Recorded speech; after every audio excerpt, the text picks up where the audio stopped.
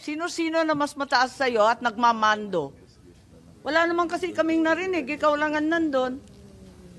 Operational matters then. We'll just go with operational matters. Wala namang masama kung ikaw ang inassign. Eh di syempre, gagampanan mo, di ba? We are under the direction of the Chief PNP. He was there personally. Ang pag-implement lang, sir, ng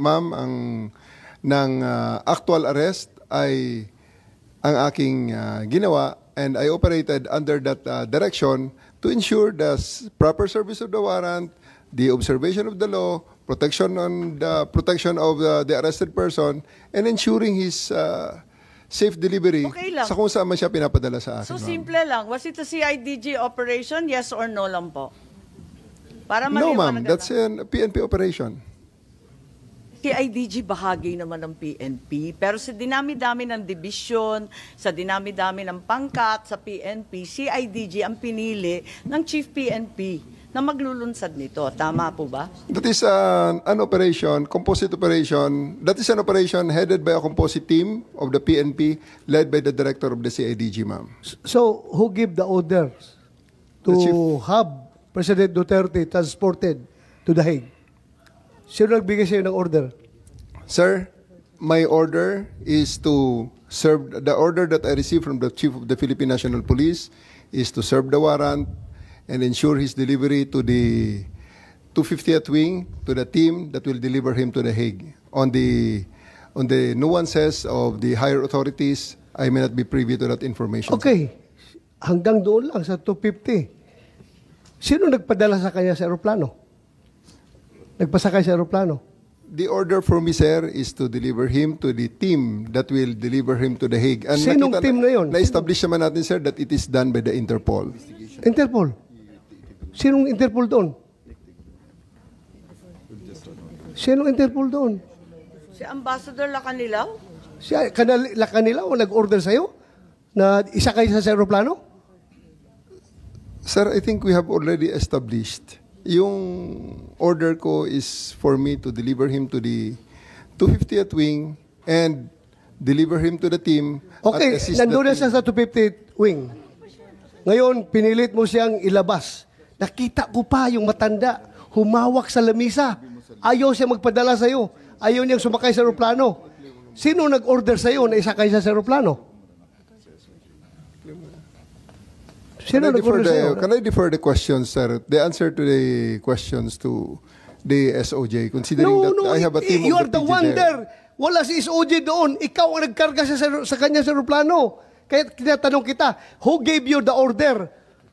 Still, sir, I take my orders from the Chief of the Philippine National Police. So, Chief PNP, you give the order to have former President Duterte board the plane? Ma'am, I think that from the very beginning, the DOJ's advice was sought on every step of the way. Yes, sir. We gave the clearance to serve the warrant yes, sir. of arrest. I am asking them because they are on the ground. Sila ang nag-implement doon. Kaya, Chief PNP, you give the order to the CIDG? The order of to the CID is really to assist the PCTC when it comes to arrest po. So, sino nagbigay ng order kay General Torre na ipasakay sa aeroplano? It's always the guidance that ang ano po namin is really to assist ang PCTC po. Kaya nga, PCTC. Were you the one who ordered the boarding of President Duterte sa aeroplano? Yes, General Alcantara, please. Mr. Senator, Madam Chair, I've said from time to time that my mandate is to coordinate our law enforcement agencies to comply with requirement of the Interpol. Correct. I believe you, sir. Coordination ka lang. Yes. Coordination ka lang. Pero sinabi ni General Marvel na ikaw daw nag-order sa kanya. That is the limit of my power. Yeah. But according to General Marvel, ikaw daw nag-order sa kanila na isakay sa aeroplano si Pangulong Duterte. And that is the limit also of my authority. That's my mandate. My mandate is to coordinate, disseminate. So, for the record, hindi ka nagbigay ng order kay General Marvel na isakay siya sa aeroplano? Hindi. For the record. For the record, I am not the authority to order the arrest, to order the So just boarding of the plane. categorically, did you or did you not give the order to General Marbil? No. No. So General Marbil, are you lying? Sir, I'm not lying, but I just want to have the executive privilege po regarding this matter, this Ay, operational matter. nandito na tayo eh. Executive privilege ka dyan. Bakit naging executive privilege? Kanina bigla? sinabi mo, PCTC ang nagbigay ng order. Ngayon, mag-executive privilege ka. Kung sino-sino na tinuro mo. That's why we didn't want to attend the last hearing. hearing because this is what we were expecting, ma'am. We didn't want to be bullied into a No, position. we're not bullying you, sir. Nobody's bullying. We're not I bullying think you, that sir. We're not bullying you, sir. you're trying to make people admit something that they will not admit. And No, executive we're privilege is a trying to valid derive excuse information. not to answer any Secretary question. President Remulla. Duterte is already at The Hague. Tapos na We're ang asking boxing. kung sino nagpadala doon sa kanya. Sino Yun ang nag-order? tanong We're natin. trying to understand every step of As the I said way. earlier, everything was cleared with the DOJ. We are not bullying you, sir. Ha? We want the truth. That's why if we So, try to make a person admit something that should not be admitted, it means that there is something more to it, which is the clearance given by the DOJ was probably the most important part of it, to serve the warrant of arrest and to surrender the person under the law. I'm sorry, Secretary Remulla. I recall that General Torre, nagbigay siya ng interview na sinabi niya, bigyan lang ako ng eroplano. Ako nang bahala dyan. Tama po ba? Yung nabasa ko, na sinabi niyo, ako nang bahala, basta bigyan ako ng eroplano. Nabasa po namin sa media, fake news po ba yun o hindi? Kasi kailangan niyo po talaga siyang ilipad sa dahil. General Torre, Please panoorin ninyo, nandyan, arrest him, bring him to the Hague, yun lang. Pakita lang. So paano po General ibinabasa Torre. inyo ni PNP Chief Marbil na how did he say that to you? Na no matter what, we need to fly the former president to the Hague and we need to implement the ICC arrest warrant? Arrest him and bring him to the Hague. Yun lang. Simple as that.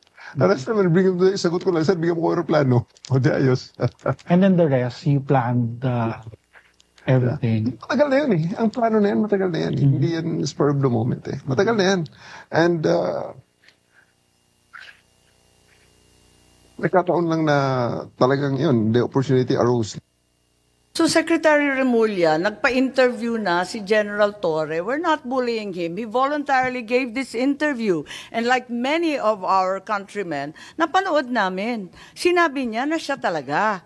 Paano ba yun? Sino nag-utos sa kanya? Ano nga yan, ma'am? Sabi ko nga, clear namin lahat yan. Kasi they were asking me the Lino po legalities. Even ninyo, if I was clear. abroad, my advice was being sought. And I gave them the advice. That So kayo number ang one, nag-utos? serve the warrant of arrest. And number two, surrender him to the Hague. That's what the law provides. so sir, you're the one giving the orders.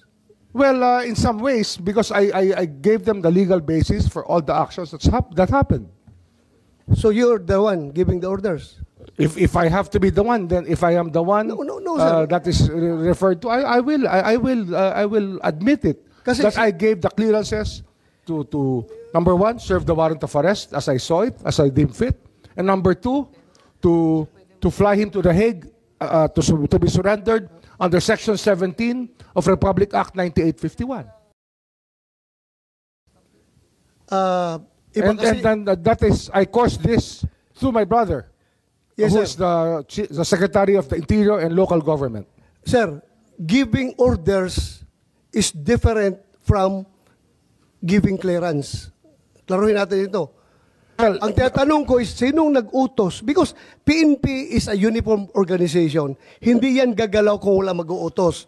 Ang tinatanong namin ng committee, sino nag-uutos? Ikaw sabi mo, you're the one giving the clearance. Ngayon, ina-admit mo na parang sinasabi mo na kung gano'n man lang, ako na nagbibigay ng orders. So, nalalabuan ako doon.